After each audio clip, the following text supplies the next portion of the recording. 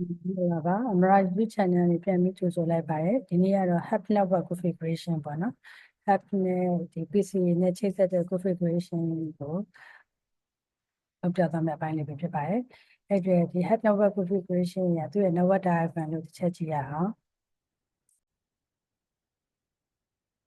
အဲဆိုရင်ဒီ lab 2မှာတော့ကျွန်တော်ဒီ Hub Network Design device လေးကိုသုံးပြီးတော့ computer 3လုံးချိန်မယ်ပေါ့နော်ဒီဟာချိန်ရတဲ့အကြောင်းကတော့ကျွန်တော်တို့ packet tracer နဲ့ဒီ interface တွေနဲ့ချိန်တဲ့ပုံစံလေးရင်းနှီးကျွမ်းဝင်စေဖို့အတွက်ပေါ့နော် PC ရဲ့ hub ရဲ့ switch သားမ hub ပေါ့နော်အဲ့ဒါရဲ့ straight cable ပေါ့ဒီဘက်မှာတော့ hub နဲ့ချိန်ပြရဲဒီဘက်မှာတော့ switch နဲ့ချိန်ပြရဲပုံလေးပါအဲဆိုရင်တော့ရှေ့မှာတော့သိခဲ့တယ် PC ဒီ IP ပေးလို့ရတယ်ကျွန်တော်ဒီ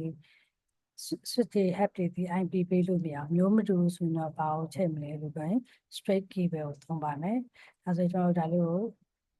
ကိုစမ်းကြည့်အောင်ပေါ့နော်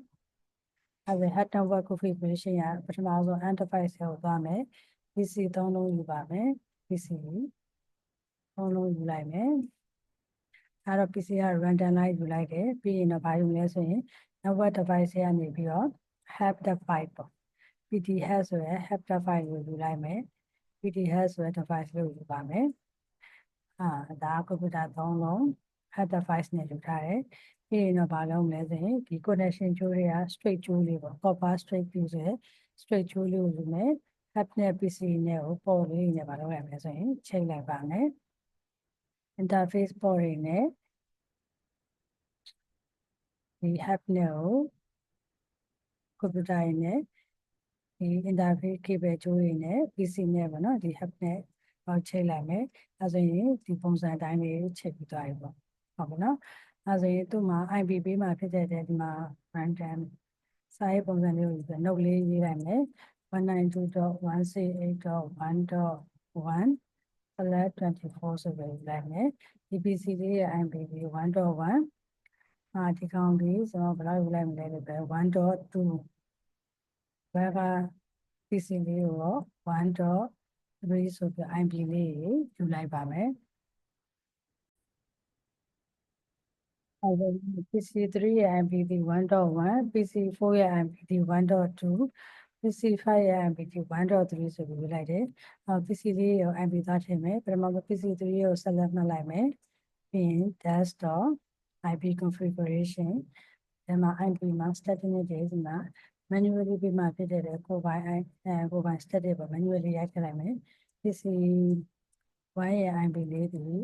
192.1.1 ပါဒီကောင်လို့ select လုပ်ပြီးတော့ control C copy ပို့ပြမယ်တကယ်တော့မရိုက်ချင်လို့ပေါ့နော် desktop တွေက IP configuration ဒီမှာတော့ 1.2 ပေါ့နော် 1.2 လို့ပေးခဲ့မယ်ဒီမှာတော့ဘယ်လောက်ပေးခဲ့မလဲဆိုရင် desktop တွေက IP configuration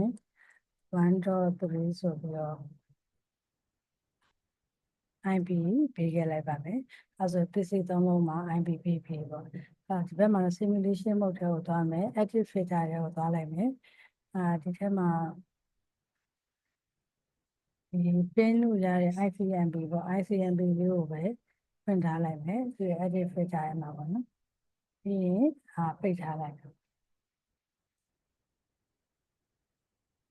event လေးမှာ pin လို့ရတဲ့ဒီ device လေးကိုပဲလုပ်လိုက်မယ်ပြီးရင်တော့ဘယ်ထဲကို simulation mode ထဲကိုသွားပြီးတော့စာရေးပုံစံ protocol data unit ပေါ့ဒီစာရေးလေးကနေပြီးတော့ဒီဘက်စာရေးလေးကိုသွားလိုက်မယ်ပြီးရင် play control button လေးကိုနှိပ်လိုက်မယ် play control button လေးကိုဆက်လိုက်မယ် PC 3ကနေပြီးတော့သူဒီ hub ကိုရင်သွားတယ် hub ကနေပြီးတော့မှသူ့ရဲ့ဒီ port တွေကနေပြီးတော့တခြား port တွေစီကိုသွားလိုက်တယ် PC 3ကနေ PC 5ကိုပေါ့ပြီးရင် PC 5ကနေပြန်သွားတယ် hub စီကိုပြန်သွားတယ်ပြီးရင်တော့ PC 3စီကိုပဲပြန်ရောက်သွားဒါ PC 3ကနေ PC 5ကိုပြန်တဲ့ဟာဒီမှာ successful ဖြစ်သွားတယ်ဆိုတဲ့ဟာလေးပါတကယ်လို့များအဲ့လိုများမပြေချင်ဘူးဒီ real time mode ထဲမှာဝင်ပြီး command prompt ထဲမှာဝင်ပြီးရင်ကိုယ့်ရဲ့ IP ကဘယ်လောက်လဲသိချင် IP config နဲ့ပြန်ကြည့်ရင် 192.168.1.1 ပါအဲ့ဒါဆိုကိုကပြီးတော့တခြားဘက်က IP ပေးမယ်ဆိုရင်တော့ 1.3 ပြင်ကြည့်လိုက် reply ရတယ်ပြီးရင် 1.2 ပြင်ကြည့်လိုက်ရင် reply ရတယ် ဒါဆိုရင်ဒါပါလဲလို့ပြောရင်ဟို PC သုံးလုံးနဲ့ header file ကိုချိတ်ဆက်ထားတဲ့အပိုင်းတွေပဲဖြစ်ပါတယ်။ကျွန်တော်နောက်ထပ်ဗီဒီယိုသင်ခန်းစာမှာပြန်ပြီးတော့တွေ့ဆုံပါမယ်။အားလုံး thank you